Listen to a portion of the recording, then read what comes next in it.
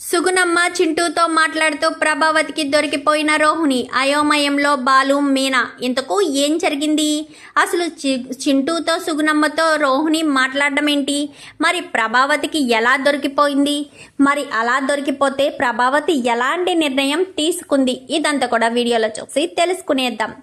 మొత్తం మీద చూసుకున్నట్లయితే ఇంకా రోహిణి 25 లక్షలు తీసుకొచ్చింది కదా, ఇంకా మనోజ్ని అడిగి మరొక 1 లక్ష తీసుకెళ్లి వర్ధన్కి అయితే ఇచ్చేస్తుంది. వర్ధన్కి ఇచ్చేసేసరికి ఏంటి ఇలా అడగగానే అలా తీసుకొచ్చేసావు, నీ దగ్గర డబ్బు బాగా ఎక్కువ ఉన్నట్టుంది అని చెప్పాను. కానీ డబ్బులు ఇస్తే ఒక బాధ, ఇవ్వకపోతే ఒక బాధ, ఏం చేయమంటావు? నీ బాధలు నీ గురించి ఆలోచించి నేను టెన్షన్ పడే కంటే ఏదో ఒక చోట అప్పు తెచ్చి నీ ప్రాబ్లంని క్లియర్ చేసుకో అనుకుంటున్నాను. శాశ్వతంగా నీ నుంచి నాకు విముక్తి ఎప్పుడు దొరుకుతుంది అని చెప్పాను. కానీ అలాగెలా కుదురుతుంది కళ్యాణి? నా నుంచి నీకు విముక్తి అంటూ దొరకదు. ఎందుకంటే నువ్వు నా రిజర్వ్ బ్యాంకులో అకౌంట్ని క్లోజ్ చేసేస్తామా, డబ్బులు డ్రా చేస్తూనే ఉంటాము. సో నిన్ను డ్రా చేస్తూనే ఉండాలి. నేను అడిగినప్పుడల్లా నువ్వు డబ్బులు ఇస్తూనే ఉండాలి. నేనే దీంతో లాస్ట్ అని నేను చెప్పి ఒక 5 లక్షలు తీసుకున్నా మళ్ళీ ఒక 2 నెలల తర్వాత మళ్ళీ నిన్ను అడుగుతాను. ఎందుకంటే నీకు సంబంధించిన ప్రూఫ్ నా దగ్గర ఉంది కదా.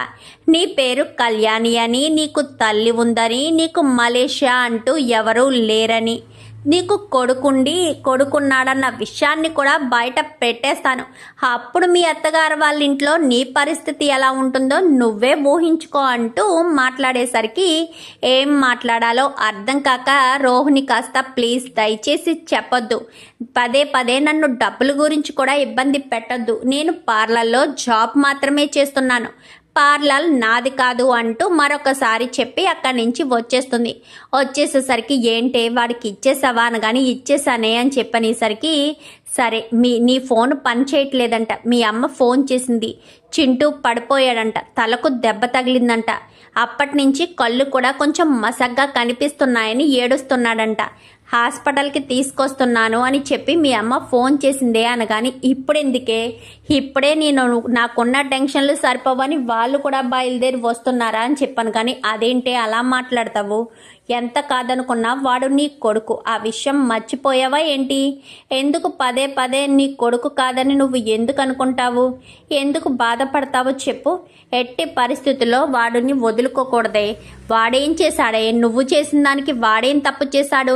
నువ్వు మోసం చేసి నీ సుఖం కోసం నువ్వు పెళ్లి చేసుకున్నావు. కానీ మీ అమ్మ నిన్ను ఏమీ అనలేదు కదా.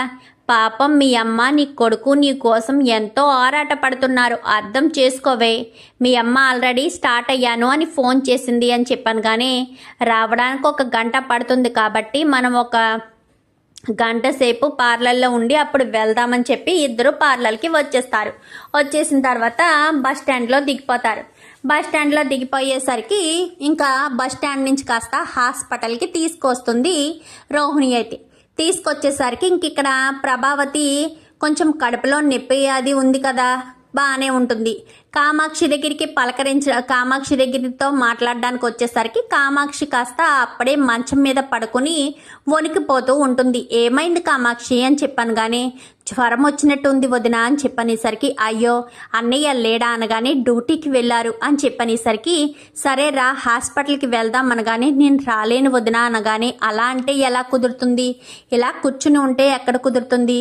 పైగా బాలుగాడికి కూడా కార్ లేదు, ఫోన్ చేసి రమ్మని చెప్దామంటే సరే మనమే ఏదో కాటో పట్టుకుని వెళ్దాం, కొంచెం ఓపిక తెచ్చుకుని రా వదిన అంటూ కొంచెం టీ కాసి ఇచ్చేసరికి టీ తాగేసి ఇద్దరు కూడా బయలుదేరతారు.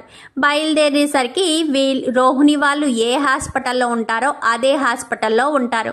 ఉండేసరికి ఆల్రెడీ చింటుగాడికి రోహిణియే వాళ్ళ అమ్మ అన్న విషయం పక్కింటి వాళ్ళు వీళ్ళు మాట్లాడుకుంటే తెలిసిపోతుంది. అమ్మ అని ఎంతో ప్రేమగా అనుకుంటాడు. అనుకునేసరికి కరెక్ట్గా ప్రభావతి కామాక్షిని తీసుకుని అదే హాస్పిటల్కి వస్తుంది. రోహిణి వాళ్ళు కూడా అదే హాస్పిటల్లో ఉంటారు. చింటుకి కొంచెం చెక్ చేయించేసరికి చెక్ చేయించి బయటికి తీసుకురావడంతో అమ్మ అంటూ పట్టుకుంటాడు. అదేంట్రా నన్ను అమ్మ అంటూ పట్టుకున్నావు? నేను అత్తను కదా అనగానే, కాదు నాకు అమ్మవన్న విషయం నాకు తెలుసమ్మా. నిన్ను అమ్మ అని పిలవాలని, నిన్ను ఇలా హత్తుకోవాలని నాకు ఎంతో ఆశగా అనిపించింది. ఈ ఆలోచనతోటే నేను పడిపోయానమ్మా. అప్పటి నుంచి నా కళ్ళు మసగ్గా కనిపిస్తున్నాయి అని చెప్పి ఏడుస్తూ ఉండేసరికి, చూసావా వాడికి నువ్వంటే ఎంత ఇష్టమో. ఎంత కాదనుకున్నా వాడు నీ కొడుకే కదా రోహిణి. నువ్వు అర్థం చేసుకోకపోతే ఎవరు అర్థం చేసుకుంటారు? నువ్వు అత్త అని పిలిచినా వాడికి నువ్వు తల్లివన్న విషయం వాడికి తెలిసింది. ఇప్పుడు నువ్వు ఏం చెప్తావు చెప్పు? నీ సుఖం సంతోషం కోసం పెళ్లి చేసుకున్నావు. వాడినైనా కొంచెం నువ్వు ఉన్నంతసేపు సంతోషంగా చూసుకో అని చెప్పి అనేసరికి ఈ మాటలు కాస్త ప్రభావతి వింటుంది. కామాక్షి కూడా పక్కనే ఉంటుంది కానీ తను కొంచెం ఫీవర్గా ఉంది కదా, అలా ప్రభావతి భుజం మీదే తల పెట్టి పడుకుంటుంది. ఇదంతా కూడా ప్రభావతి అక్కడ కూర్చుని ఉన్నదన్న విషయం చూసుకోరు. హాస్పిటల్ గదిలోంచి డాక్టర్ దగ్గర నుంచి బయటకి వచ్చి మాట్లాడుకుంటారు. ఇదంతా విన్న ప్రభావతి ఒక్కసారిగా షాక్ అయిపోతుంది. కోపంతో అక్కడి నుంచి లేచి వెళ్దాము అనుకునేసరికి పక్కన కామాక్షి తన భుజం మీద పడుకుని ఉంది. వెళ్ళలేని పరిస్థితి. సరే పదమ్మా అని చెప్పాను కానీ నాకెందుకో భయంగా ఉంటుందమ్మా. నేను చెప్పిన అబద్ధాలు, నేను చేసిన మోసాలు మా అత్తగారికి తెలిస్తే ఏ రోజు ఎలా రియాక్ట్ అవుతారా అని భయపడుతున్నాను. మా అత్తగారికి తెలియనంతసేపు నేను సంతోషంగానే ఉంటాను. మా అత్తగారికి తెలిసిన మరుక్షణం నా లైఫ్ ఏమవుతుందా అని టెన్షన్ పడుతున్నాను అని చెప్పాను కానీ, సర్లే ఏదైతే అదే జరుగుతుంది, అంతా భగవంతుడి మీదే అనుకోవాలి. నువ్వు టెన్షన్ పడకమ్మా.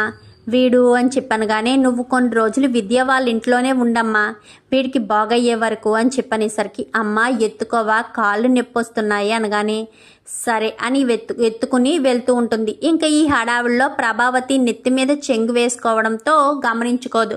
ఇంకా ప్రభావతి కాస్త కామాక్షిని హాస్పిటల్కు తీసుకువెళ్ళి ఇంకా డాక్టర్కి చూపించి తిరిగి తీసుకొచ్చి, సరే వదిన నువ్వు పడుకో, నాకు ఇంటి దగ్గర చిన్న పని ఉంది, నేను ఇంటికి వెళ్ళి జావేదో ఒకటి కాయించి తీసుకొస్తాను అని చెప్పనేసరికి ఇంకా ఇంటికి వస్తుంది. ఇంటికి వచ్చి హాల్లో కూర్చొని ఇంకా హాస్పిటల్లో జరిగిన విషయాలన్నీ గుర్తు చేసుకుని వెంటనే రోహిణికి ఫోన్ చేస్తుంది. ఎక్కడున్నావు అని చెప్పనేసరికి, అది పార్లర్లో ఉన్నాను అత్తయ్య అని చెప్పాను కానీ, అర్జెంటుగా ఇంటికి రా అంటూ ఫోన్ పెట్టేస్తుంది. ఇదేంటి ఫోన్ చేసి ఇవిడ ఇంత సీరియస్గా మాట్లాడింది, పైగా అర్జెంటుగా ఇంటికి రా అని కూడా చెప్పింది. ఏం జరుగుంటుంది, ఎందుకు ఇవిడ ఇలా రియాక్ట్ అయింది అని చెప్పి అనుకుంటూ ఉండగానే రోహిణి ఇంటికి వస్తుంది. రోహిణి ఇంటికి రావడంతో ఇంట్లో వాళ్ళు ఎవరు ఉండరు. ఎవరి పనుల మీద వాళ్ళు వెళ్ళిపోతారు. ప్రభావతి రోహిణి మాత్రమే ఉండడంతో వెళ్ళి ఆ తలుపెయ్యి అని చెప్పనగానే మెయిన్ డోర్ క్లోజ్ చేస్తుంది రోహిణి. క్లోజ్ చేసేసరికి ఎందుకు అత్తయ్య అని చెప్పాను కానీ చెంప చెల్లు అనిపిస్తుంది.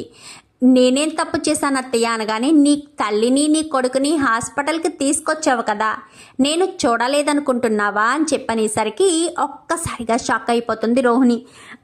అది అనగానే, ఏంటి ఇప్పుడేం మాయ చేద్దామనుకుంటున్నావు, ఇప్పుడేం అబద్ధం చెప్తామనుకుంటున్నావు, తీసుకొచ్చింది మీ అమ్మ కాదు నీ కొడుకు కాదు అంటావా?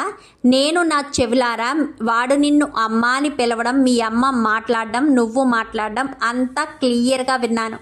వాళ్ళు మన ఇంటికి చాలాసార్లు వచ్చారు కదా, ఎప్పుడు వాళ్ళతో నువ్వు మాట్లాడినట్టు లేదు. అంతేలే, మాట్లాడితే నీ విషయం ఎక్కడ బయటపడిపోతుందన్న భయంతో నువ్వు మాట్లాడలేదేమో అని చెప్పి మాట్లాడేసరికి, అది కాదు అత్తయ్య, అది కాదు అని చెప్పాను కానీ, ఏం చెప్తావు, ఏం చెప్పాలనుకుంటున్నావు, ఏం మాయ చేయాలనుకుంటున్నావు చెప్పు, వింటాను.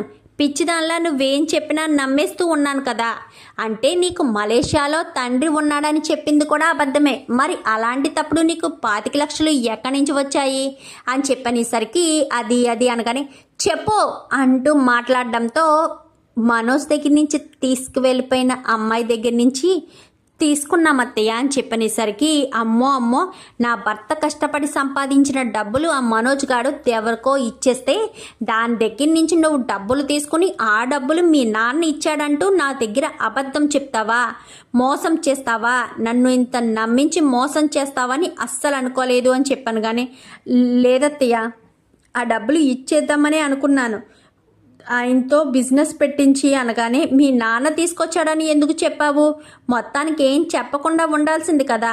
అంటే నువ్వు నా దృష్టిలో నువ్వు మంచిదానివి, మీ నాన్నని అడిగి డబ్బులు తీసుకొచ్చావని, నిన్ను ప్రేమగా చూస్తాననే కదా నువ్వు ఇదంతా చేశావు అంటూ మాట్లాడేసరికి అది కాదత్తయ్య అని చెప్పాను. కానీ ఇంకా చాలు, నువ్వు ఆడిన నాటకాలు మోసాలు చాలు అంటూ ప్రభావతిని కాస్త కొడుతుంది.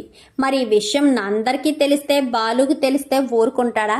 మరి ప్రభావతి ఏం చేయబోతుంది? ఎలాంటి నిర్ణయం తీసుకోబోతుంది? ఇక మీదట రోహిణికి టార్చర్ మొదలు పెడుతుందా? చూద్దాం. మరి రాబోయే ఎపిసోడ్స్లో ఏం జరుగుతుందో వీడియో నచ్చితే లైక్ చేసి ఛానల్ని సబ్స్క్రైబ్ చేసుకోండి. Thank you for watching.